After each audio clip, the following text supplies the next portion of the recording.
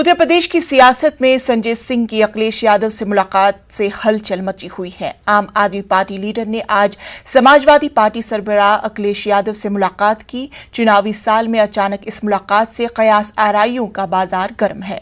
आइंदा असेंबली इंतखाबात में दोनों जमातों के बीच इत्तेहाद के मुतालिक सरगोशियां की जा रही है। हालांकि संजय सिंह ने इस खैर सगाली की मुलाकात बताया है। पहले भी मिलते रहे हैं और 1 तारीख को उनका जन्मदिन था। मैं उस दिन बाहर था, आज उनको विश करने के लिए यहाँ आया था।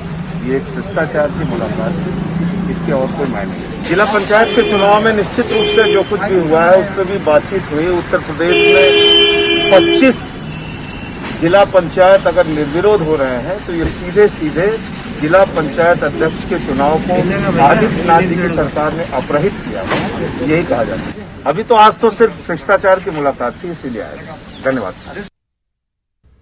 मुल्क में